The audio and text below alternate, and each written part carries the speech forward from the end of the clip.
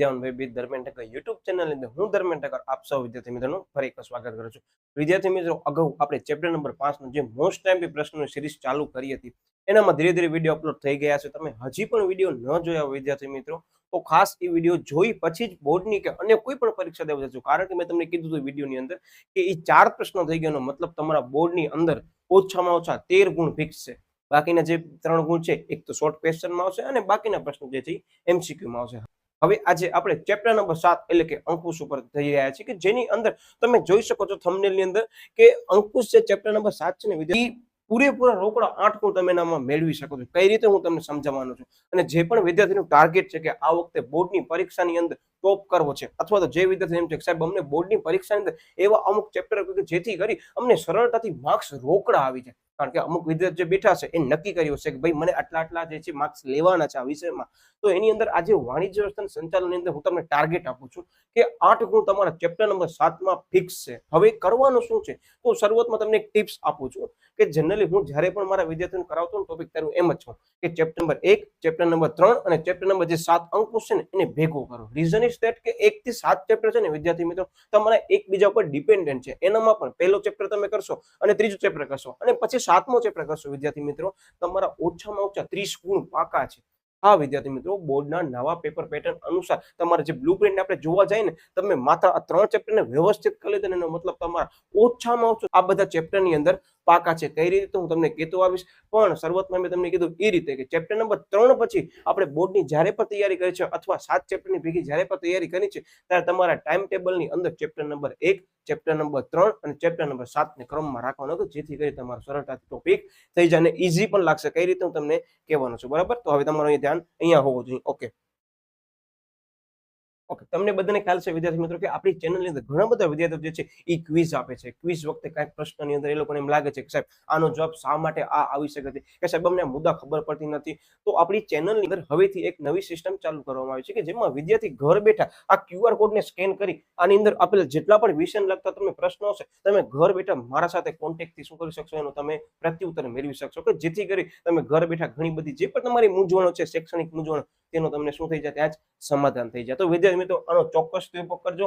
આની જે લિંક છે હું અત્યારે વિડીયોના ડિસ્ક્રિપ્શનમાં પણ મૂકી દઉં છું. ઇવન તમે આને સ્કેન કરીને પણ સીધો મારા સાથે જોડાઈ શકો છો. ઓકે, જેમાં તમે જોઈ શકતા હશો કે વિષય ઇકો, ઓસી અને એસપી જે ધોરણ 11 અને 12 ના છે તમે એ રિલેટેડ તમે માર્ગદર્શન લઈ શકો છો. ઓકે, હવે તમે હજી પણ આપણી ચેનલ ઉપર નવા છો અથવા તમને આ વિડીયોની લિંક જો ફરતા મળી છે અને તમે ચેનલને હજી પણ નીચે સબસ્ક્રાઇબ નથી કરી, ચેનલને શું કરી નાખો તો કે સબસ્ક્રાઇબ કરી નાખો કે જેથી કરી તમને હવે આવા બધા જે અપડેટ્સ છે ઝડપથી મળતા રહે. તેમજ બાજુમાં બેલ આઇકન ઉપર જે છે એના ઉપર ખાસ પ્રેસ કરી દેજો કારણ કે હવે હું દરેક જે વિડીયો છે ને એ તમારા હિતમાં લઈને લઈ આવી રહ્યો છું કે જે તમે ઘર બેઠા અત્યારે ઘણા બધા એવા વિદ્યાર્થી છે કે જે અમુક સુવિધાઓ નથી મેળવી શકતા ને શિક્ષણ મેળવવું છે તો એના માટે આ ચેનલ તમારા માટે એની ટાઈમ હાજર રહેશે, બરાબર? તો ખાસ વિદ્યાર્થી મિત્રો ચેનલ સાથે હજી પણ ન જોડાયો તો જોડાઈ જજો. ઓકે, હવે આજે ચેનલની અંદર એક આ વિડીયો અપલોડ કર્યો છે, બરાબર, જેને અહીંયા સ્કેન કરીને તમે જોઈ શકો છો અથવા નીચે ડિસ્ક્રિપ્શનની અંદર મેં લિંક મૂકી દીધી છે કે કઈ રીતે બોર્ડની પરીક્ષાની અંદર આપણે એમ સમજી લો કે નક્કી જ છે કે 30 ગુણ હેતુલક્ષી પ્રશ્નો આવવાના જ છે. તો 30 ગુણ કેમ મેળવવા અને 30 ગુણ જો તમે મેળવી લીધા તમે ગણતરી કરી શકો છો કે તમારું જે ટાર્ગેટ છે ને ઓસીના અંદર માર્ક્સ લેવાનું એ સરળતાથી તમે ત્યાં સુધી પહોંચી શકશો. કારણ કે તમારા હેતુલક્ષી પ્રશ્નો છે ને એ 30 માં 30 સાચા પડી ગયા એનો મતલબ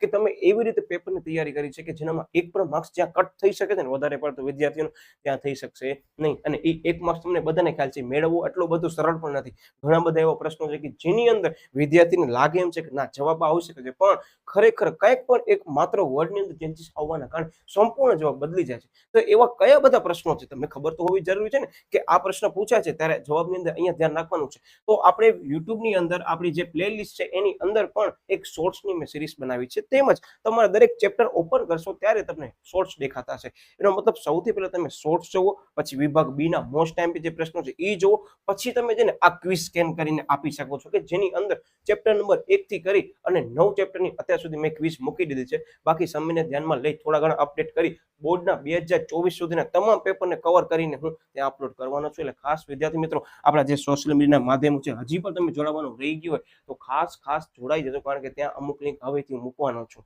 ક્લિયર? Okay, yes. હવે આજે આપણે જે શરૂઆત કરવાના છે ટોપિક એનું નામ છે ચેપ્ટર નંબર 7 ના પહેલા જે પ્રશ્નો છે એનામાં આઈએમપી પ્રશ્નો.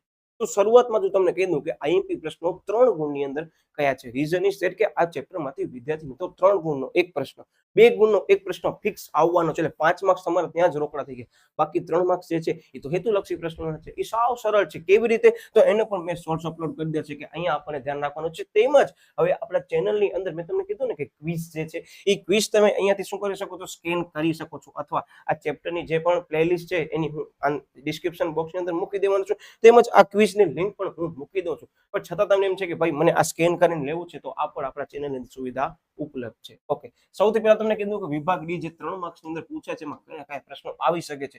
ટાર્ગેટ કરજો વિદ્યાર્થી મિત્રો. સૌથી પહેલો પ્રશ્ન છે અંકુશની પ્રક્રિયાના તબક્કા. તમને કહી દઉં વન્સ અગેન, મેં આગળ ઘણા વિડીયોની અંદર મેં કીધું છે કે આ ચેનલની અંદર હમણાંથી હું કહી દઉં છું કે બોર્ડની પરીક્ષાની અંદર ઓછામાં ઓછી એક પ્રક્રિયા ફિક્સ જ છે કે જે આવવાની છે 100% તો વિદ્યાર્થી મિત્રો શું કામ એમાં આપણે રોકડા માર્ક્સ અત્યારથી ન લઈએ. અને મેં તમને કીધું હતું કે પ્રક્રિયા એવી વસ્તુ છે કે જેની અંદર તમે એક પણ ક્રમ બ્રેક કરો તમારો માર્ક્સ જે છે ને એ વિદ્યાર્થી મિત્રો ત્યાં જઈ શકે છે. એટલે ખાસ દરેક પ્રક્રિયા કરજો કે જેથી કરી તમને એ ક્રમ છે એ પરીક્ષાની અંદર યાદ આવી જાય. તેમજ ઘણા બધા આપણે ચેનલની અંદર વિડીયો પણ અપલોડ કરી દીધા છે કે જેની અંદર પ્રક્રિયાને કઈ રીતે યાદ રાખવાનું છે. કારણ કે ઘણા બધા વિદ્યાર્થીઓને એવું થાય કે મુદ્દા જ્યારે વાંચતા હોય ત્યારે યાદ રહી જાય, પણ જેવી પરીક્ષાની અંદર માહોલમાં બેસે છે ત્યારે પરીક્ષાના માહોલને બીકના કારણે મુદ્દા ભૂલાઈ જાય. તો કરવાનું શું ત્યાં? તો એના માટે કરીને પણ મેં ટ્રિક્સ અપલોડ કરી છે. એ પણ ખાસ આપણે દરેક વિડીયોની અંદર છેલ્લે હું તમને કહેવાનો છું. ઓકે, બીજો પ્રશ્ન છે અંકુશનું મહત્વ. આ બોર્ડની અંદર વિદ્યાર્થી મિત્રો માર્ચ 18માં પૂછાયેલો છે. પ્રક્રિયા મેં તમને કીધું એનામાં જે આ વિદ્યાર્થી મિત્રો જે દેખા છે ને તમને કે સુધારાલક્ષી જે પગલા છે એ અલગથી પણ પૂછાઈ શકે છે. અને one of the most IMP question છે. બરાબર, કારણ કે આનામાંથી નક્કી જ છે કે તમારો પ્રશ્ન આવશે. હવે એ 3 માર્ક્સમાં આવે છે, 2 માર્ક્સમાં આવે છે કે 1 માર્ક્સમાં આવે છે, કારણ કે પ્રક્રિયા છે એટલે પ્રક્રિયાનો ટાર્ગેટ કરીને જ આપણને બોર્ડની પરીક્ષા આપવા જવાની રહેશે. ઓકે, પછી અંકુશની લાક્ષણિકતા. આ વિદ્યાર્થી મિત્રોનામાં કોઈ પણ 6 મુદ્દા તૈયાર કરવાના છે, પણ આ પ્રશ્ન એવો છે કે જો 3 માર્ક્સમાં નથી આવતો ને તો ફિક્સ છે આનામાંથી 2 માર્કનો પ્રશ્ન આવશે જ. મારા ઘણા બધા વિડીયોની અંદર હું કહું છું ની પાછળનું કારણ જે છે તમે સમજી જજો કે જ્યારે બોર્ડની પરીક્ષા આવશે ને ત્યારે તમને યાદ આવશે, હા યાર આ પ્રશ્ન આવી જ ગયો છે, એ આવશે. બરાબર, એ રીતે આપણે તૈયારી કરવાની છે. અને આ એક પ્રશ્ન જે છે કે આયોજન અને અંકુશ વચ્ચેનો સંબંધ સ્પષ્ટ કરો. આ આપણે પ્રશ્ન ફરજિયાત ચોપડીમાંથી કરવાનો રહેશે. તમે જોઈ શકતા હશો કે આ ચેપ્ટરની અંદર 4 પાનાનો ચેપ્ટર છે અને 4 પાનાના ચેપ્ટરમાંથી વિદ્યાર્થી મિત્રો કેટલા માર્ક્સ આવશે ખબર છે? 8 માર્ક્સનો તમને આવવાનો છે. તો મને એમ કહો કે આ 8 માર્ક્સ રોકડા કહેવાય કે ન કહેવાય? તમને ખબર જ છે 4 પેજ સિવાય કાંઈ આવવાનું જ નથી. તો એ 4 પેજમાંથી પણ શું આવશે એ આપણે દરેક મુદ્દા સમજવાના છે. એટલે ખાસ છેલ્લે સુધી વિડીયોને જોજો. ઓકે, અને વિભાગ સી ની અંદર મેં તમને કીધું કે પ્રશ્ન કયા આઈએમપી આવી શકે છે. તેમાં સૌથી પહેલો છે એમ સમજી લો કે ધંધાના અસ્તિત્વને જોખમમાં મુક્ત બાહ્ય પરિબળો. બધા બોર્ડના પૂછાયેલા પ્રશ્નો મેં અહીંયા કવર કરાવી દીધા છે. જેમાં તમે જોઈ શકતા હશો કે M20 નો મતલબ માર્ચ 20 ની અંદર પૂછાયેલો પ્રશ્ન છે.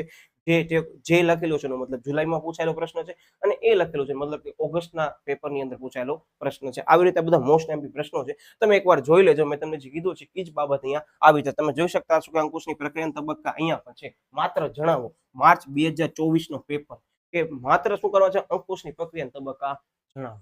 એનો મતલબ તમને તમામ તબક્કા ફરજિયાત કરવા પડશે. હું હજી રિપીટ કરી દઉં વિદ્યાર્થી મિત્રો, ઘણા લોકોને એવું અંદરથી પ્રશ્ન હશે કે સાહેબ અમે પ્રક્રિયાના પ્રશ્નો જેટલા પણ ચેપ્ટરમાં આવે છે અમે સ્કીપ કરીએ તો જનરલ ઓપ્શન સિસ્ટમમાં.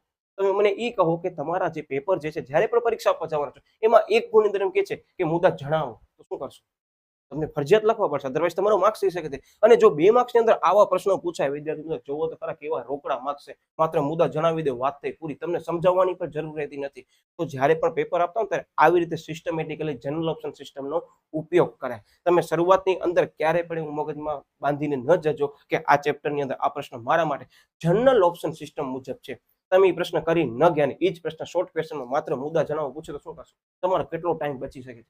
એટલે જ હું વારંવાર કહું છું કે આપણા માટે જનરલ ઓપ્શન સિસ્ટમ ક્યારે છે ખબર છે? ખરેખર જ્યારે બોર્ડની પરીક્ષા આપતા હોય ને ત્યારે આપણને જનરલ ઓપ્શન સિસ્ટમને ફોલો કરવાની છે. અત્યારે તમને તૈયારી પૂરી કરવાની છે. આ તમે કદાચ એકાદ બે પ્રશ્ન જે છે સંપૂર્ણ સિલેબસને ધ્યાનમાં લઈ તમે સ્કીપ કરો છો કે એકાદ ચેપ્ટર કદાચ તમે સ્કીપ કરો છો જે જનરલ ઓપ્શન સિસ્ટમમાં જઈ શકે, તોય પણ એના મુદ્દા એક વખત આપણી ચેનલ પર બધા ચેપ્ટર મૂકેલા છે. માત્ર તમે મુદ્દા જોઈ લો. તમને એમ લાગે છે પરીક્ષાની અંદર કે આ પ્રશ્નને મને અટેમ્પ્ટ કરવા માટે સમય જોઈશે, તે પ્રશ્નો તમે સાઈડમાં રાખી દો અને જે પ્રશ્નો સરળતાથી તમે પૂર્ણ કરી શકો છો એને તમે સૌથી પહેલા ટાર્ગેટ કરો. તો આને કહેવાય જનરલ ઓપ્શન સિસ્ટમનો તમે બેસ્ટ રીતે ઉપયોગ કરો. તમે અત્યારથી જેમ માની લીધો કે ભાઈ હું આ પ્રશ્ન નહીં કરું તો એનો મતલબ આ વસ્તુ આપણા માટે ખૂબ જ એમ સમજી લો ક્યાંક ને ક્યાંક નુકસાન કરી શકે છે. તો ખાસ આ ધ્યાનમાં લેજો. ઓકે, હવે સીધો આપણે ટોપિક તરફ આવીએ છીએ. બરાબર, એના પહેલા તમને કીધું કે હજી પણ શોર્ટ્સ તમને જોવા હોય તો આવી રીતે તમે સ્કેન લઈ શકો છો. આપણી ટેલિગ્રામ ચેનલ પણ અવેલેબલ છે જેની અંદર મેં તમને કીધું મટીરિયલ આપણે ત્યાં મૂકવાના છે. ખાસ આ બે સાથે જોડાઈ જજો. યસ, અને આજે એક નવી વસ્તુ લઈને આવી રહ્યો છું વિદ્યાર્થી મિત્રો કે તમે ઘણા બધા પેપરનો અભ્યાસ કર્યો છે એમાં નક્કી એક પૂર્ણ સ્વરૂપ દેખાતું હશે તમને. હવે એ 1 માર્ક્સમાં આવે છે ઘણી વખત એ 2 માર્ક્સની અંદર પૂર્ણ સ્વરૂપ આવે છે. આ તમને હું કહી દઉં, પાછળ છેલ્લા 2 ચેપ્ટર છે એનામાંથી પૂછવાની સંભાવના પૂરી છે. અને એ પૂર્ણ સ્વરૂપ પણ કેમ યાદ રાખવા? ઘણા બધા વિદ્યાર્થીઓ કે સાહેબ અમને સ્પેલિંગ યાદ નથી રહેતા. તો એ સ્પેલિંગ પણ કેવી રીતે યાદ રાખવાના છે, ક્યાં ધ્યાનમાં દેવાનું છે, ક્યાં વધારે પ્રમાણમાં તમારી મિસ્ટેક થઈ શકે છે કે જેને અત્યારથી જ આપણને રોકવાની છે, તો એને લગતા મેં વિડીયો પણ અપલોડ કરી દીધા છે જે શોર્ટ્સની અંદર જ અવેલેબલ છે. અથવા તમે ચેપ્ટર વાઇઝ પર તમે જો પ્લેલિસ્ટ ઓપન કરશો તો તમને એની અંદર દેખાશે અને તમે જોઈ શકો છો કે આ બધા એવા પૂર્ણ સ્વરૂપ છે કે જે બોર્ડની અંદર પૂછાઈ ગયા છે અને ફરીથી પૂછાવાની સંભાવના પૂરેપૂરી છે ને છે. એટલે આ પણ આપણે કરીને જવાનું છે. બરાબર, આ જનરલી તમારા ચેપ્ટર નંબર જે છે 1 થી કરી અને 7 ને ધ્યાનમાં લઈને મેં આ સ્કિલ ઉપર તમને મેન્શન કર્યા છે. એના સિવાયના જે છે આપણે ફરી પાછું બીજા વિડીયોની અંદર અપલોડ કરવાના છે જેનો ઓલરેડી એડવાન્સમાં મેં વિડીયો પાછળ જે છે અપલોડ કરી જ દીધું છે, પણ કયા એવા છે કે જેનામાં ધ્યાન રાખવાની છે એ ખાસ જોઈ લેજો. ઓકે, એનો મતલબ કે ચેપ્ટર નંબર 7 તમે અત્યારે કરી રહ્યા છો, તમારી પ્રથમ કસોટી માટે પણ તૈયારી કરી રહ્યા છો વિદ્યાર્થી મિત્રો, તો આમાંથી એક ફૂલ ફોર્મ આવશે જ એવી સંભાવના છે. ક્લિયર? Okay, yes.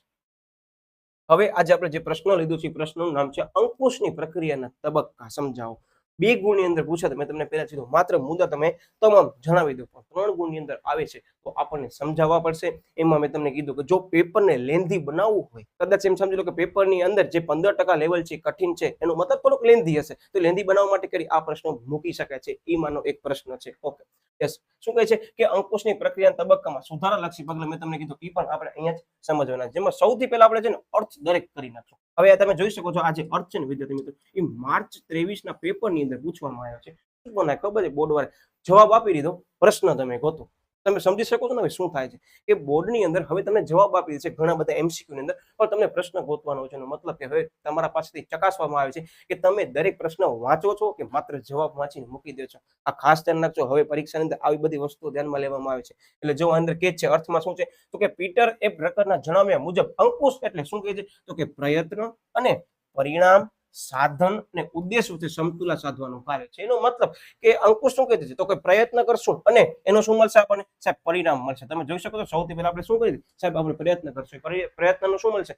પરિણામ મળશે. ઓકે, બીજી વસ્તુ સાધન જે તમે ઉપયોગ કર્યા હશે એને જે તમે ઉદ્દેશ હશે બે વચ્ચે શું હશે તો કે સમતુલા સાધવાનું છે. તમારા પાસે જેટલા પણ સાધનો ઉપલબ્ધ છે, બરાબર, કે ઉત્પાદનના જેટલા પણ સાધનો છે એનો ઉપયોગ કેવો કરવાનો છે? ઇષ્ટમ ઉપયોગ કરવાનો છે. અને એ ઇષ્ટમ ઉપયોગ દ્વારા તમારા એકમની અંદર એમ સમજી લો કે તમે જે ઉદ્દેશ્ય નક્કી કરજો એ સિદ્ધ થાય છે કે નહીં તે જોવાનું કાર્ય કોનું છે તો કે અંકુશનું છે. અને આપણે આગળ પણ કર્યું હતું કે સંચાલનની અંદર આયોજન જે છે એ શું કરે છે તો કે નિર્ણયો લે છે અને એ નિર્ણય મુજબ કાર્ય થાય છે કે નહીં તે જોવાનું કાર્ય કોનું છે તો કે અંકુશનું છે. આ વ્યાખ્યા છે ને આ MCQ માં પૂછાયેલી છે. એટલે અહીંયા જ આપણે 1 માર્કનો પ્રશ્ન પણ અહીંયા જ કરી નાખશું જેથી કે તમને અનેકો સાહિત્ય ઉપરવાની જરૂર પડે નહીં. ઓકે, આ યાદ રાખજો. પીટર એ બ્રકર છે, તમને બધાને ખ્યાલ છે. ચેપ્ટર નંબર 2 ની અંદર આપણે ભણી ગયા છે. ન ભણી હોય તો ખાસ ચાલજો કે પીટર એ બ્રકરને આધુનિક સંચાલનના પિતા તરીકે ઓળખવામાં આવે છે. આ બોર્ડના બધા પૂછેલા પ્રશ્નો છે કે જો આ પ્રશ્ન 3 માર્કમાં નથી આવતો તો 1 માર્કમાં આવશે. એટલે ચેપ્ટર નંબર 2 ની અંદર પણ હું આ વિડીયોના માધ્યમથી તમને ફરીથી એક વસ્તુની જાણકારી આપું છું કે ખાસ નોંધમાં લેજો કે ચેપ્ટર નંબર 2 ની અંદર આવતા દરેક જે વ્યક્તિઓ છે, પછી એ ફ્રેડરિક ટેલર હોય, પીટર એ બ્રકર હોય, CK પ્રહલાદ હોય, એ તમામના આપણને નામ યાદ રાખીને જવાના છે. અને પરીક્ષાની અંદર એકાદ એવો પ્રશ્ન દેખાય જ છે કે જેની અંદર વ્યક્તિનો ઉલ્લેખ કરેલો હોય કે આ વ્યક્તિ જે છે એને કોનામાં ફાળો આપ્યો છે, અથવા આ વ્યક્તિને સેના તરીકે ઓળખવામાં આવે છે, અથવા આ વ્યક્તિને જે છે કયા પિતા તરીકે ઓળખવામાં આવે છે. તો ઘણા બધા સંચાલન શાસ્ત્રનું નામ છે એ ચેપ્ટર નંબર 2 ની અંદર છે, તો ખાસ આપણે કરીને જવાના છે, જેનો પણ મેં શોર્ટ્સ અપલોડ કરી દીધો છે. ખાસ જોઈ લેજો કે 5 વ્યક્તિનું નામ કેવી રીતે આપણને યાદ રાખવાના છે. ઓકે, હવે આ હતો તમારો અર્થ થઈ ગયો ક્લિયર. અને બીજી વસ્તુ કે અંકુશ છે ને એ સર્વવ્યાપી અને સતત ચાલતી પ્રક્રિયા છે. આ વર્ડને તમે છેલ્લા દિવસે ફરજિયાત કરીને જવાનું રહેશે, કારણ કે ઘણી બધી વસ્તુ છે સતત ચાલતી હશે, દરેક સપાટી થતું હશે. અને શોર્ટ્સ ની અંદર પણ મેં તમને કીધું હતું કે નિરીક્ષણ છે સંચાલનની કઈ સપાટી થાય છે. ઓકે, બીજો પ્રશ્ન તો કે દોરવણી જે છે એ સંચાલનની કઈ સપાટી થાય છે. ચેપ્ટર નંબર 6 નો પ્રશ્ન, દોરવણીની માત્ર સંચાલનની કઈ સપાટીઓ છે. ઓકે, ત્રીજો પ્રશ્ન કે નિરીક્ષણનું કાર્ય સંચાલનની કઈ સપાટીએ થાય છે. તમે જોયો પ્રશ્ન તમને સિમિલર લાગાશે પણ જવાબ જે છે એ દરેકની અંદર અલગ અલગ આવશે, જેનામાં અંકુશ પણ જે છે એ દરેક સપાટીએ થતું કાર્ય છે ને સતત ચાલતી પ્રક્રિયા છે. ઓકે, પછી શું છે આ યાદ રાખજો, આ પ્રશ્ન તમારા ક્યાંક પણ તમે ઇન્ટ્રોડક્શન કે પ્રસ્તાવનામાં લખી શકો છો અથવા 1 માર્ક્સની અંદર ખૂબ જ કામ આવશે. શું કહે છે કે અંકુશ વગરનું ઔદ્યોગિક એકમ એ સારથી વિનાના રથ જેવું છે. હવે અહીંયા વર્ડ આવ્યો સારથી વિનાના રથ જેવું. સારથી એટલે શું ને રથ એટલે શું? તમને બધાને ખ્યાલ છે રથ આપણે જોયું છે. તો રથને જે હાંકનાર હશે, જે ચલાવનાર વ્યક્તિ હશે, જેના પાસે આખા રથનું કંટ્રોલ હશે, એ કોના પાસે હશે? તો કે સારથી પાસે હશે. એનો મતલબ કે એકમની અંદર અથવા સંચાલનની અંદર જો અંકુશ નથી તો તમે જે પણ કાર્ય કરવા છો, સંચાલનના કાર્યો, એ બધા કેવા છે?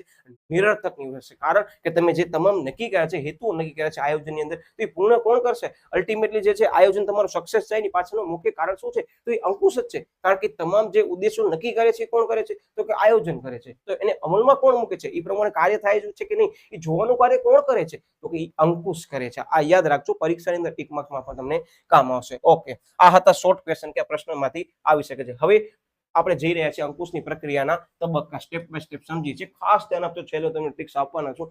સૌથી પહેલા એમ કે છે કે ધોરણોની સ્થાપના. હું અમુક વર્ડ ઉપર તમને બોક્સ કરી દેખાડું, તમને ખબર પડી જશે. વાંચવા તો ઈઝી છે.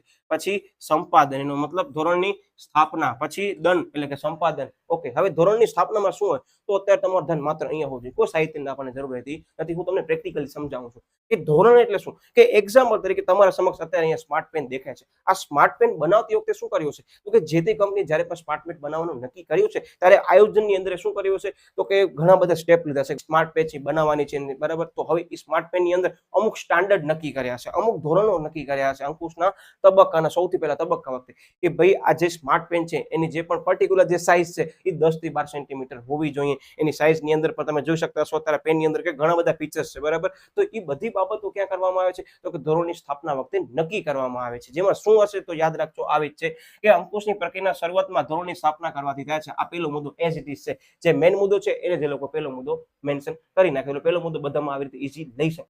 યસ, પછી શું કહે છે કે અંકુશનો આધાર જે છે એ પૂર્વ નિર્ધારિત ધોરણો છે. હું રિપીટ કરું છું, અલગ માર્કર પેનથી તમને દેખાડું છું કે આપણને પરીક્ષા વખતે ધ્યાન રાખવાનું. સૌથી પહેલા એક આવે છે આયોજનના આધાર, પછી બીજો આવે છે પસંદગીના આધાર,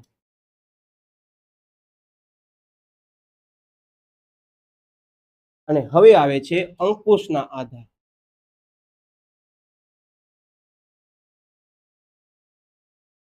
તમે સમજી ગયા શું છે? એમાં હું તમને કહી દઉં કે આ પ્રશ્ન માર્ચ 24 માં શોર્ટ ક્વેશ્ચનમાં પૂછાણો છે કે પસંદગીના આધાર જણાવો.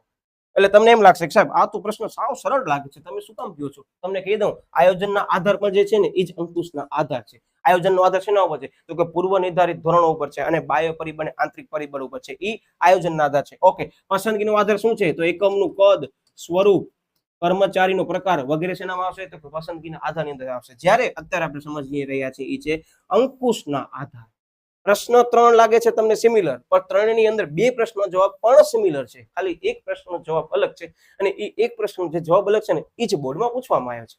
હવે તમે સમજી ગયા ને કે બોર્ડની અંદર પેપરની અંદર જે પ્રશ્ન પૂછવામાં આવે છે એ જે સિસ્ટમેટિકલી પેપર સેટ કરવામાં આવે છે એમાં તમારો દરેક મુદ્દો છે ને એ પૂછી જ લે છે. શરત એક છે કે એની અંદર ક્યારેક 1 માર્ક્સમાં પૂછે છે, ક્યારેક 2 માર્ક્સની અંદર પૂછે, અથવા તો 5 માર્ક્સની અંદર પૂછે છે, પણ પૂછાશે એ નક્કી છે, બરાબર. એ રીતે આપણે તૈયારી કરવાની રહેશે. અંકુશનો આધાર પૂર્વ નિર્ધારિત ધોરણો પર છે. નિર્ધારિત ધોરણ મુજબ કામ થાય છે કે નહીં તે જોવાનું કાર્ય કોનું છે? યાદ રાખજો, અંકુશનું છે. આગળ મેં તમને છે ને એક જે ક્વિઝ છે ને એનામાં પણ મેન્શન કરેલો છે. યાદ રાખજો કે તમારું જે પાઠ્યપુસ્તક છે એનામાં એક પ્રશ્ન આપેલો છે કે નીચેના પૈકી કયું કાર્ય અંકુશનું નથી? તો યાદ રાખજો અંકુશનું કાર્ય કયું નથી? તો યાદ રાખજો એનામાં આવશે કે ઉદ્દેશ્યો જે નક્કી કરવાને એ અંકુશનું કાર્ય નથી, બરાબર. એ કોનું છે ઉદ્દેશો નક્કી કરવા એ કાર્ય? તો કે આયોજનનું છે. આ પ્રશ્નની અંદર અન્ય સાહિત્યની અંદર તમને કહી દઉં મિસ્ટેક છે અને આ જ પ્રશ્ન બોર્ડની અંદર એક વખત પૂછવામાં પણ આવ્યું છે. એટલે આપણી જે ક્વિઝ છે એની અંદર મેં અમુક જગ્યાએ મેન્શન કરેલું જ હશે કે આ પ્રશ્ન અન્ય કોઈ પણ સાહિત્યની અંદર મિસ્ટેક છે જેથી કરીને વિદ્યાર્થીનો માર્ક્સ જઈ શકે. આની સમજૂતી અંકુશના લક્ષણમાં જ આપેલી છે કે આયોજન જે છે એ ઉદ્દેશો નક્કી કરે છે અને તે મુજબ કાર્ય થાય છે કે નહીં, તે જોવાનું કાર્ય કોનું છે તો કે અંકુશનું છે. આ ધ્યાન રાખજો. કયું કાર્ય નથી એવો પ્રશ્ન પૂછવામાં આવ્યું છે. બરાબર, પ્રશ્નને ખાસ ધ્યાનપૂર્વક વાંચવાના, પછી તમને જવાબ આપવાનો. કારણ કે ક્યારેક એવો પ્રશ્ન પૂછે કે નીચેના પૈકી કયું કાર્ય છે, અથવા એવું પૂછે નીચેના પૈકી કયું કાર્ય નથી. જેવી રીતે આ ચેપ્ટરની અંદર એક હજી એક એવો પ્રશ્ન છે જે બોર્ડની અંદર પૂછાય છે કે અંકુશનું પ્રથમ કાર્ય કયું છે, અંકુશનું અંતિમ કાર્ય કયું છે. બરાબર, એ રીતે પણ પૂછાય છે. પ્રથમ અને અંતિમ ચેન્જ થઈ જશે એટલે ખાસ ધ્યાનપૂર્વક કરવાનું. ઓકે, એનો મતલબ શું કરવામાં આવે છે કે નિર્ધારિત ધોરણો જે છે આ કયા છે તો કે સંખ્યાત્મક અને ગુણાત્મક હશે. હવે તમે કહો સાહેબ સંખ્યાત્મક અને ગુણાત્મક એટલે શું, તો કે આ જે સ્માર્ટ પેન જે છે એની અંદર જે સાઇઝ મેં 10 સેન્ટીમીટર નક્કી કરી છે તે કેવું માપ છે, સંખ્યાત્મક માપ છે. ઓકે, હવે આ જ એમ સમજી લો સ્માર્ટ પેનની અંદર તમે જોઈ શકો છો કે ઘણા બધા પ્રકારના આકાર આવી શકે છે, કે ટ્રાયંગલ શેપમાં આવી શકે, સર્કલ શેપમાં આવી શકે છે. એ કેવું ધોરણ છે તો કે એ ગુણાત્મક જે છે એ છે કે એનો ગુણ દર્શાવે છે. આ બે બાબતો આપણને શું કરવાની છે, ધોરણોની સ્થાપના કરતી વખતે નક્કી કરવાની હશે. ઓકે, અને શું કહે છે કે આ ધોરણો જેમને પાર પાડો છે તેઓ સમજી શકાય તેવા સરળ હોવા જોઈએ, જેથી કરી જે પણ વ્યક્તિ જે છે એ વસ્તુ ક્લિયરલી ખબર પડી જશે કે ના આપણે આવી રીતે વસ્તુનું શું કરવાનું છે, ધોરણની સ્થાપના કરીને ઉત્પાદન કરવાનું છે. ઓકે, પછી શું કહે છે કે આવા ધોરણોમાં શું ધ્યાનમાં લેવામાં આવે તો કે ભૌતિક, પછી પડતર, પછી આવક, મૂડી વગેરેના પ્રમાણોનો સમાવેશ કરવામાં આવે છે. આ ઉપરાંત યાદ રાખજો નફાનો લક્ષ્યાંક અને ઉત્પાદનના લક્ષ્યાંક પણ આપણે અહીંયા નક્કી કરવાના છે. એનો મતલબ શું કહે છે ખબર છે કે હું આ જો સ્માર્ટ પેન બનાવવાનો છું એની એપ્રોક્સિમેટલી એમ સમજી લો કે મેં કોસ્ટ નક્કી કરી છે કે મને એમ સમજી લો કે 120 ની અંદર આની કોસ્ટ પડે છે. આ 120 પછી હું એને 120 માં જ વેચીશ? ના સાહેબ, તમે નફો નક્કી કરશો. એ નફો નક્કી કર્યા પછી શું કરશો સાહેબ, એનામાં લાગતા જે ખર્ચાઓ છે તમે એને ધ્યાનમાં લેશો. પછી શું કરશો, તમે આની અંદર એ બધા ખર્ચાઓ એડ કરી સાહેબ તમારા નફો આવી ગયો ને આ જે સ્માર્ટ પેન છે તમે 220 રૂપિયામાં એપ્રોક્સિમેટલી વેચશો. એનો મતલબ કે તમામ બાબતોની વિચારણા આપણે આ પહેલા જે છે ધોરણની સ્થાપના વખતે કરવાના છે. એટલે સૌથી પહેલો તબક્કો શું છે, ધોરણની સ્થાપના. આ શોર્ટ ક્વેશ્ચનમાં પણ આવી શકે છે અથવા એમસીક્યુ માં પણ આવી શકે છે કે ભાઈ અંકુશની પ્રક્રિયાનો પ્રથમ તબક્કો કયો છે જણાવો. એ રીતે ક્લિયર. ઓકે, પછી બીજો મુદ્દો આવે છે માહિતીનું સંપાદન કરવું. સરળ ભાષામાં કહું તો આપણા પાસે જે ઇન્ફોર્મેશન એને કલેક્ટ કરશું, ગેધરિંગ ઇન્ફોર્મેશન. કે તમે જે પણ ધોરણની સ્થાપના નક્કી કરી છે એની અંદર તમે જે પણ કાર્ય કરવાના છો, જે અંકુશ કર્યું છે જે બાબતે, એના ધ્યાનમાં લઈ તમે અમુક ઇન્ફોર્મેશનને કલેક્ટ કરશો. હવે એ ઇન્ફોર્મેશન કેવી છે તો ધ્યાન આપજો. અહીંની અંદર એમ જ કે છે કે આ તબક્કામાં થયેલ કાર્ય અને વાસ્તવિક પરિસ્થિતિ અંગે માહિતીનું શું કરવામાં આવે છે, સંપાદન કરવામાં આવે છે. પછી શું કે છે એની અંદર તો કે માહિતી સંપાદનની અંદર અંગત નિરીક્ષણ, મૌખિક અહેવાલ, લેખિત અહેવાલ વગેરે મેળવવામાં આવે છે. સરળ ભાષામાં કહું તો અત્યારે આજે બાકીનું જે છે હું સાઈડમાં તમને દેખાય છે હું ઇરેઝ કરી દઉં છું, તમે એનો સ્ક્રીનશોટ પછી પાડી લેજો અથવા પહેલા રિવાઇન્ડ કરીને લઈ લેજો. આ પ્રશ્ન આઈએમપી જે છે જેથી કરીને આપણને સ્પેસ મળી રહે.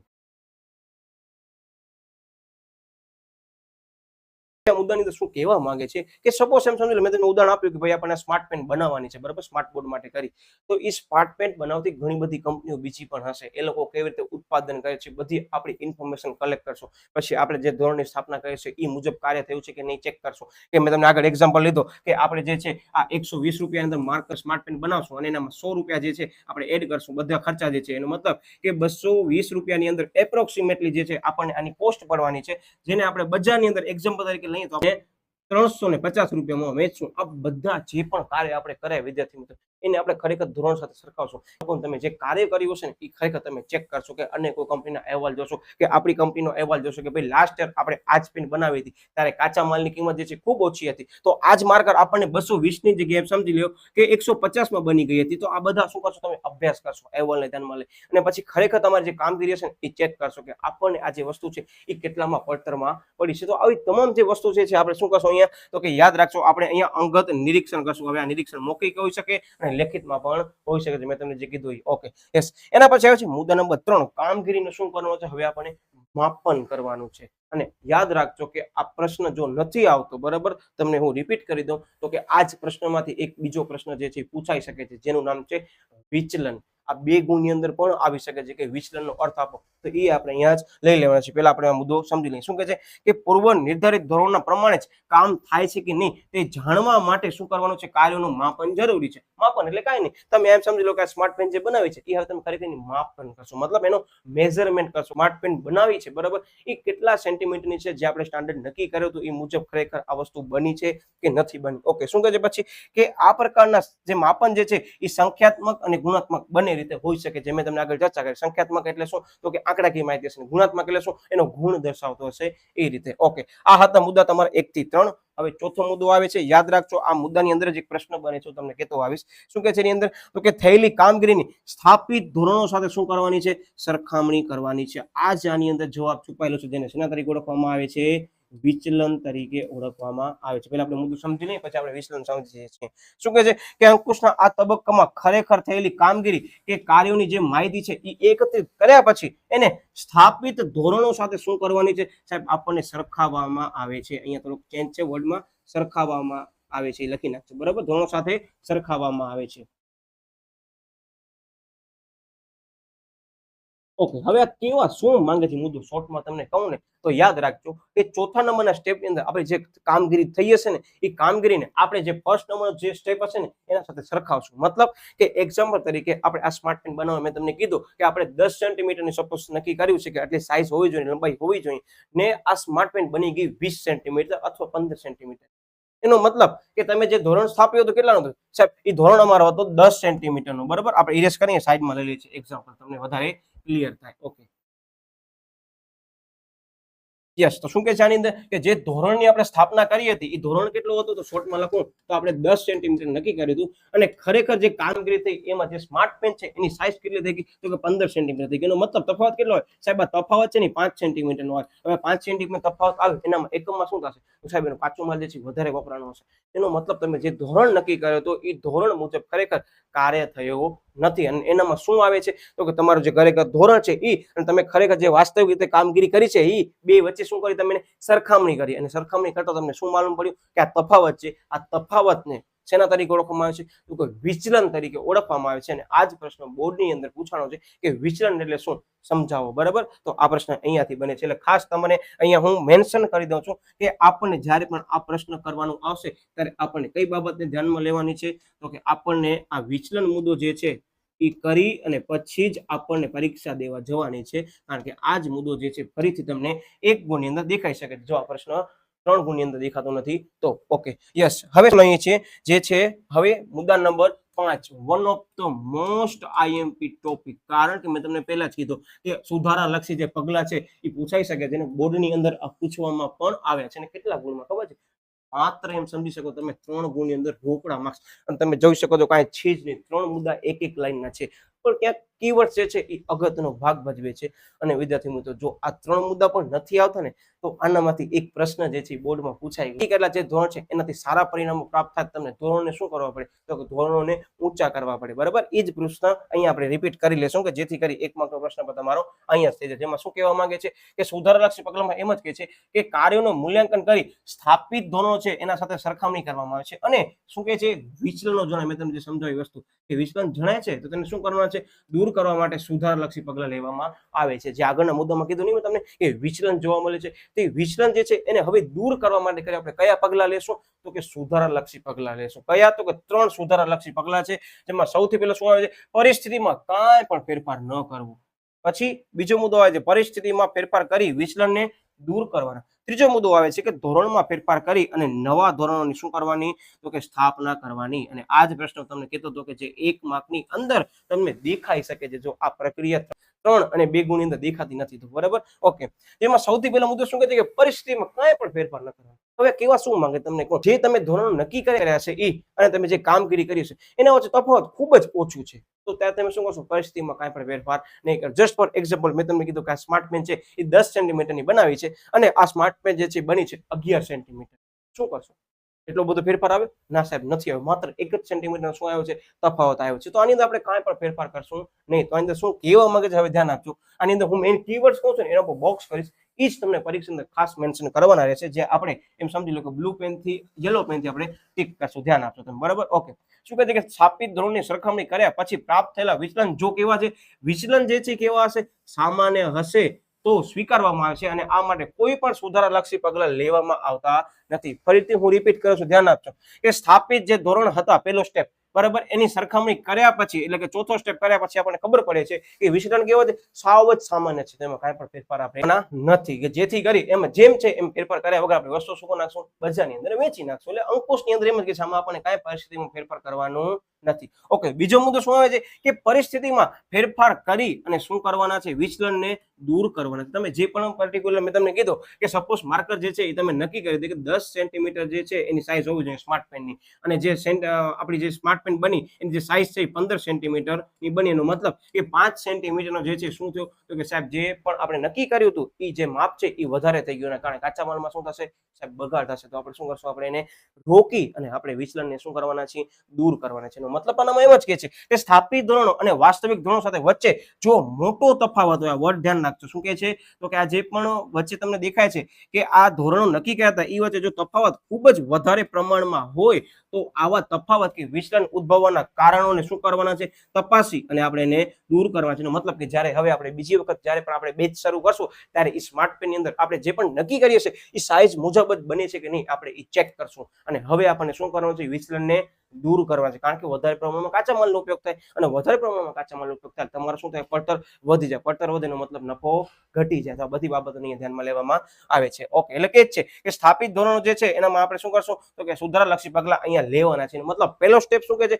કે પરિસ્થિતિમાં કાંઈ પણ ફેરફાર ન કરવાનો. શું કામ કે તમે જે ધોરણ સ્થાપિત કર્યા હતા અને ખરેખર જે થયેલ કામગીરી છે એને સરખાવ્યું ત્યારે તફાવત કેવું છે, ખૂબ જ સામાન્ય છે, ત્યારે કાંઈ નહીં કરી. પણ તફાવત જે છે એ ખૂબ જ વધારે પ્રમાણમાં હોય ને વિચલન માલુમ પડે છે તો આપણે એને દૂર કરશું. અને ત્રીજા નંબરનો મોસ્ટ ટાઈમ સ્ટેપ શું કહે છે કે ધોરણોમાં ફેરફાર કરી નવા ધોરણો સાથે સ્થાપવા. બરાબર, એનો મતલબ કે ધોરણની સ્થાપના નવી કરવાની છે. હું બહુ મસ્ત એક્ઝામ્પલ લઉં છું, તમને બહુ જ પરીક્ષાની અંદર યાદ આવી જશે. એવી રીતે કે એમ સમજો તમે નક્કી કર્યું હતું કે આપણે જે યુનિટ ટેસ્ટ લેવા છે કોઈ પણ કક્ષાએ, તો તમે નક્કી કર્યું હતું કે ભાઈ 25 માર્ક્સની પરીક્ષા આપણી લેવાય છે, તો એની તમે નક્કી કર્યું હતું કે હવે આ વખતે હું પરીક્ષાની અંદર ઓછામાં ઓછા 18 ગુણ લઈ આવીશ.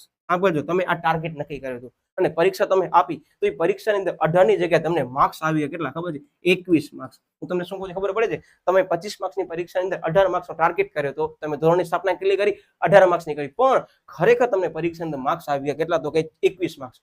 એનો મતલબ તમે જે પરિણામ, એનો મતલબ તમે જે ધોરણની સ્થાપના કરી હતી એના કરતા તમે હવે ધોરણ શું કરવા પડશે, ઊંચા કરવા પડશે. કારણ કે તમારો ટાર્ગેટ જે છે હવે વધી શકે છે. એનો મતલબ કે હવે ધોરણ તમે શું કરો સ્થાપના તો કે 21 માર્ક્સ નાખશો. જ્યારે પણ ફરી પાછો એક્ઝામ લેવાય છે ત્યારે 25 માર્ક્સની પણ પરીક્ષા લેવાય છે ત્યારે તમારો ટાર્ગેટ 18 માર્ક્સની જગ્યાએ કેટલો રાખશો, હવે તમે 21 રાખશો. શું કામ, તો હવે એની સમજૂતી અહીંયા આવે છે. ધ્યાન રાખજો કે સ્થાપિત ધોરણો સતતપણે સિદ્ધ થઈ શકતા ન હોય. બરાબર, એનો અર્થ એ થાય છે કે તમારા જે સ્થાપિત ધોરણો જે છે એ કેવા છે, ઊંચા છે, અને તેમાં ફેરફાર કરવો શું છે, જરૂરી બને છે. આવા સંજોગોમાં સ્થાપિત ધોરણોમાં જરૂરી ફેરફાર કરી નવા ધોરણો શું કરવામાં આવે છે, સ્થાપવામાં આવે છે. પહેલા મુદ્દાની આપણે એક્સપ્લેનેશન લઈ લઈએ. શું કહે છે કે કેટલીક વાર સ્થાપિત ધોરણો કરતા, જો મેં તમને કીધું એક્ઝામ્પલ કે તમે જે સ્થાપિત ધોરણ નક્કી કર્યા છે એના કરતા પરિણામ કેવા મળે સાહેબ, વધુ સારા પરિણામ હોય તો ધોરણો સુધારીને શું કરવાના છે, તો કે ઊંચા કરવાના રહેશે. પરીક્ષામાં પૂછાય કે ધોરણો જે છે એ ક્યારે ઊંચા કરવામાં આવે છે, ત્યારે જવાબ શું આવશે, આલાને આવશે. રિપીટ કરું કે કેટલી વાર સ્થાપિત ધોરણો કરતા વધુ સારા પરિણામ પ્રાપ્ત થાય છે ત્યારે આપણે ધોરણમાં શું કરવાનું છે, તો કે ધોરણો ઊંચા કરી અને સ્થાપના કરવામાં આવે છે. સરળ ભાષામાં કહું તો મેં આ જે સ્માર્ટ પેન બનાવવાનું નક્કી કર્યું હતું, બરાબર, એનો જે મેં એમ સમજી લો કે જે ધોરણની સ્થાપના કરી હતી એના કરતા પણ મને પરિણામ સારું મળ્યું છે. જે મેં ક્વોલિટી વિચારી હતી એનાથી પણ શું મળી છે, ક્વોલિટી સારી મળી છે, અને બજારની અંદર એનો રિસ્પોન્સ પણ સારો મળે છે. તેનો મતલબ જ્યારે પણ હું આનો બીજો મોડલ કે બીજી પ્રોડક્ટ લોન્ચ કરવાનો છું તો એનામાં સ્ટાન્ડર્ડ કેવા કરીશ સાહેબ, તમે જે આગળ નક્કી કર્યા છે ને એનાથી પણ વધુ સારા પ્રાપ્ત કરશો. શું કામ કે તમને ખબર છે કે આ ક્વોલિટીથી હવે મને બજારની અંદર ખૂબ જ સારી ક્વોલિટી વાળી વસ્તુ ફરીથી મૂકવી પડશે. ત્યાં તમે શું કરશો, અને ધોરણની સ્થાપનામાં કે ઊંચા ધોરણો સ્થાપી અને શું કરશો તમે હવે ધ્યાન આપશો એ બાબતે. બરાબર, ઓકે. અને શું કહે છે, આમ અંકુશનું કાર્ય એ માત્ર વિચલનો શોધવાનું નથી પણ એકમના કાર્યોને ધ્યેય સિદ્ધિ તરફ દોરવાનું છે. આથી અંકુશ જે છે કેવી પ્રક્રિયા છે, વિધાયક પ્રક્રિયા છે. આને વિધેયાત્મક તરીકે પણ ઓળખવામાં આવે છે. ને આ પૂછાયેલા પ્રશ્નોમાંનો એક પ્રશ્ન કે અંકુશ જે છે એ નિષેધાત્મક પ્રવૃત્તિ નથી. કેવી પ્રવૃત્તિ છે, વિધેયાત્મક પ્રવૃત્તિ છે. આ ક્યાં આવે છે તો યાદ રાખજો, અંકુશના લક્ષણોમાં આવે છે. આ પ્રશ્નની સમજૂતી આપણે અંકુશના લક્ષણો વખતે પણ લેશું. મેં તમને પહેલા જ કીધું હતું કે આ ચેપ્ટરની અંદર દરેક પ્રશ્ન આઈએમપી છે. જે પ્રશ્ન છે એ પરીક્ષામાં આવવાનું છે નક્કી છે. અહીંયા જ આપણે ચર્ચા કરી લીધી કે આ પ્રશ્ન 1 ની અંદર ક્યાં આવી શકે છે. એટલે વિદ્યાર્થી મિત્રો આશા છે કે હવે તમને આ મુદ્દા સરળતાથી સમજાઈ ગયા છે અને હવે કેવી રીતે યાદ રાખવાનું છે એ તમને જે કીધો તો તમે જેની આતુરતાથી રાહ જોઈ રહ્યા હતા તો કાંઈ જ ન કરવું. જ્યારે પણ તમે બોર્ડની પરીક્ષા આપતા છો તો ક્યાં પણ પરીક્ષા આપવા જાઓ છો ત્યારે તમને એક સ્ટાન્ડર્ડ નક્કી કરી લેવાનો. કઈ રીતે, તો હવે આપણે એકવાર રિવાઇઝ કરી લઈએ ઝડપથી. બરાબર, જેમાં હું સમજાવીશ નહીં, તમને માત્ર રિવાઇઝ કરી દઉં. સૌથી પહેલા શું કરશો, તમે ધોરણની સ્થાપના કરી છે. તમે પરીક્ષા દેવા બેઠા છો એટલે શું કર્યું છે સાહેબ, અમે નક્કી કર્યું છે કે અમને ખરેખર એટલા માર્ક્સ લેવાના છે. એટલે સૌથી પહેલા શું કર્યું, તમે ધોરણની સ્થાપના કરી. પછી પછી આપના કરી લીધી, પછી શું કહ્યું છે સાહેબ અમે માહિતી સંપાદન કરીએ છીએ કે ભાઈ આ ચેપ્ટરની અંદર કયા ચેપ્ટરમાં કેટલા માર્ક્સનું પૂછાય છે, બરાબર. તમે નક્કી કર્યું છે કે આ ચેપ્ટર મેં તમને કીધું કે ચેપ્ટર નંબર 7 છે, એમાં 8 ગુણ રોકડા છે, તો એ બધું તમે શું કરશો, માહિતી સંપાદિત કરી છે. ઓકે, પછી થયેલ કામગીરીની સ્થાપિત ધોરણો સાથે સરખામણી, કે તમે જે પ્રમાણે ટાઈમ ટેબલ બનાવ્યું, જે તમારો ટાર્ગેટ છે એ પ્રમાણે તમે ક્યાં પહોંચ્યા. કે ભાઈ યુનિટ ટેસ્ટ લેવાય છે, તમે નક્કી કર્યું હતું કે મને OC ની અંદર 80 થી 85% લેવા છે, બરાબર. તો 80 થી 85% લેવા માટે તમારી જે એકમ કસોટી છે એનામાં ઓછામાં ઓછા વિદ્યાર્થી મિત્રો 85% હોવા જરૂરી છે. તો આ બધું તમે શું કરો છો, તમે સ્ટાર્ટિંગમાં એ જ કરો છો કે જે સ્થાપિત ધોરણો છે એને શું કરવાનો છો, સરખામણી કરશો. ઓકે, પછી શું કરવાનો છે તો કે તમને સુધારલક્ષી પગલાં લેવાના છે કે જો એ પરીક્ષાની અંદર તમને 80 થી 85% નથી આવતા તો શું કરશો, તમે વધારે મહેનત કરશો. એટલે શું કર્યો છે તમે, એની સુધારલક્ષી પગલાં ન કરવા. તમને હવે બધી વસ્તુની ખ્યાલ જ છે કે ભાઈ આપણને એમ સમજી લો 25 માર્ક્સમાંથી એપ્રોક્સિમેટલી 20-22 આવી જાય છે, તો પરિસ્થિતિમાં કાંઈ ફેરફાર કરવાની જરૂર નથી. પણ 25 માંથી આપણને ખાલી 15 માર્ક્સ આવે છે, તો પરીક્ષામાં આપણે શું કરવું પડશે સાહેબ, આપણને મહેનત કરવી પડશે, ધોરણો જે છે વ્યવસ્થિત સ્થાપવા પડશે, અને સારા માર્ક્સ આવે છે તો આપણે ટાર્ગેટ ઊંચો કરવાનો છે. મતલબ કે તમારા બધા મુદ્દા અહીંયા કવર થઈ ગયા. વિદ્યાર્થી મિત્રો, આ હતી આખા પ્રશ્નની સમજૂતી. ટ્રિક્સ જે છે માત્ર સમજ માટે છે, પરીક્ષામાં આપણે ક્યાંય લખવાનું નથી કે આ ટ્રિક્સ છે, અને આની સમજૂતી પણ પરીક્ષામાં લખવાની નથી ટ્રિક્સની, કારણ કે મેં તમને સમજાવવા માટે કરી આવા આઈડિયાસ આપ્યા છે. તો વિદ્યાર્થી મિત્રો, હવે આશા છે કે તમને જે અંકુશની પ્રક્રિયાના તબક્કામાં બીક લાગતી હતી સાહેબ અમને નહીં આવડે તો શું કરશો, તો હવે તમને સરળતાથી આવડી જશે. એટલે વિદ્યાર્થી મિત્રો, મળે આપણે વળી પાછું નવા ટોપિક સાથે. ત્યાં સુધી બાય બાય.